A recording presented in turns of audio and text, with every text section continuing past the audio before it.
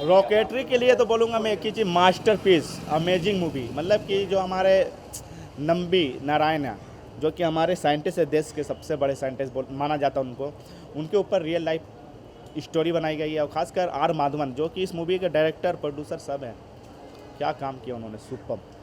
लेकिन जो story line है, क्या अगर समझ में आया कि स्टोरी लाइन बहुत गहराई है? गहराई बहुत है। वो लोग इनके बारे में बहुत लोग जाने भी होंगे, न्यूज़ वगैरह पर देखे भी होंगे। मतलब उनका जो ज़िंदगी, उनकी जो स्ट्रगलर रही होगी, वो सब चीज़ दिखाया है इस मूवी के ज़रिए। काफ़ी इमोशनल सीन्स है। और खासकर शाहरुख खान के फैंस को देखना चाहिए यार, आप लोग प्लीज़ देखो इस मूवी को। उनका तो अच्छा खासा कैमियो है इस मूवी में। इस मूवी को 4.5 स्टार दूंगा मैं। मुझे शर्म आती है हिंदुस्तानी बोलने पे अपने आप को। हिंदुस्तान में ऐसा कैसे हो सकता है? बहुत बहुत बहुत बुरा हुआ, बहुत बुरा हुआ। मैं तो बोलता हूँ कल्प्रिट कहाँ गया? मेरे सामने कल्प्रिट आ जाए तो मैं अपने हाथों से उसका गला घोट दूंगा। मुझे ऐसा इतना बुरा लग रहा है, इतना मुझे, मेरा दिल में आग झुलस रही है। After Kashmir files something like this has come out.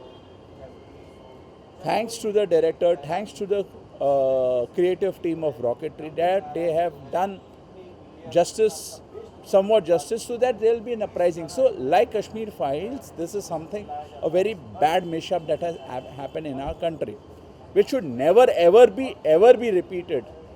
Out of 5 stars, what kind of? No stars to be given. It's a must watch for every Indian. We should learn to respect. यार हम respect देना भूल गए। आवाज society को अक्ल नहीं है, घुटने में अक्ल है। पढ़े लिखे लोगों को रिस्पेक्ट नहीं देते तो फिर क्या दोगे यार? माँ बाप को रिस्पेक्ट नहीं देते तो क्या है? हमारी सोसाइटी में लोगों का अक्ल एकदम घुटने में चला गया है। अभी हमको असली हिंदुस्तान, अपने आप को अब असली हिंदुस्तानी बुलाना चाहिए। We should rise above what we have been doing.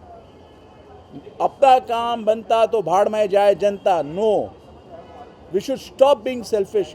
The entire country should come forward. ऐसा अगर एपिसोड अगर यूएस में होता उनके साइंटिस्ट के साथ, या कोई और डेवलप्ड कंट्री में होता, it would have been a movement. But हमारे कंट्री में मूवमेंट हुआ ही नहीं। No one knew about it. या the great Vikram A Sarabhai, okay, उनका फेवरेट स्टूडेंट थे, ठीक है। And see what he had to go through, the ordeal that he went through. बहुत दुख की बात है। मैं तो बोलता हूँ, मगर ये कल्प्रिट को ढूंढना बहुत ज़रूरी है। मैं तो कल्प्रिट, जिस दिन the day the culprit is taken to task, जैसे अभी उदयपुर में 2 कल्प्रिट के पीछे भी पड़े हुए हैं, उनको भी पकड़ के फांसी पे चढ़ाना चाहिए। ऐसा यहाँ पे भी ऐसा ही होना चाहिए।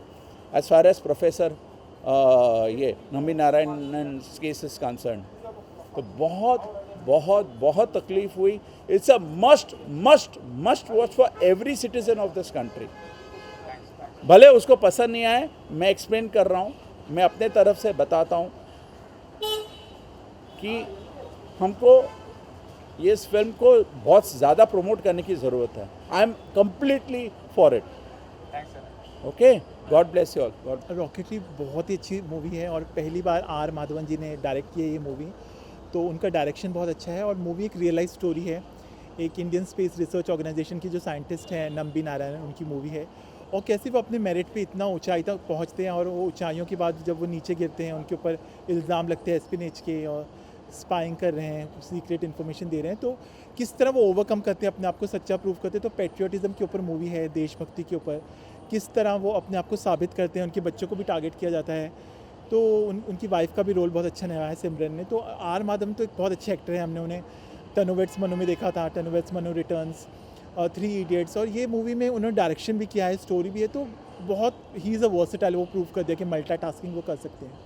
तो मूवी बहुत सारे सीन्स हैं जो बहुत ग्रिपिंग है, बहुत एंगेजिंग सीन्स हैं, और कहीं ना कहीं आपको सोचने पे मजबूर करेगी। तो थॉट प्रोवोकिंग है बहुत। टॉकिंग अबाउट शाहरुख खान का कैमियो रोल, हाँ, बहुत अच्छा लगा। मतलब उनका इंटरेक्शन जो थोड़ा सा दिखाया है, स्टार पावर उसी कहते हैं। मतलब वो स्क्रीन पे आते तो बिल्कुल आंखें उनके ऊपर ही चली जाती हैं। तो उनका बहुत अच्छा है। सूर्या भी एक एक्टर, उनका भी कैमियो बहुत अच्छा है। तो बहुत अच्छा लगा शाहरुख जी को इतने टाइम के बाद देख के, तो डेफिनेटली लोग उनको देखने आएंगे। और मूवी की स्टोरी जैसे मैंने कहा कि बहुत रियलिस्टिक है, बहुत रिलेटेबल है, किसी भी इंसान के साथ ये हो सकता है कि इतनी ऊंचाइयों को पार करके, बट ये है कि वो जज्बा दिखाया कि वो गिव अप नहीं करते और जो भी सर्कमस्टेंसेस आए उनको फेस करते हैं और जो अपना पहचान है उसको वापस लेते हैं और दुनिया को साबित करते हैं कि इस तरह के आरोप आप पे किसी के ऊपर भी लग सकते हैं, बट उससे उभरना बहुत ज़रूरी है। What about Madhvan as a director? As a director कितना ज़्यादा proof होता है? बहुत अच्छे हैं, मतलब मुझे उनका डायरेक्शन तो पसंद आया, इस आपने सिनेमाटोग्राफी बहुत अच्छी शेरशाह रे की। एडिटिंग मुझे लगता है 15-20 minute, 2 hours 40 minutes is I think too much, तो अगर 15-20 मिनट क्रॉप कर देते तो जिसके एडिटर विजित बाला उनको मैं बोलना चाहूँगा।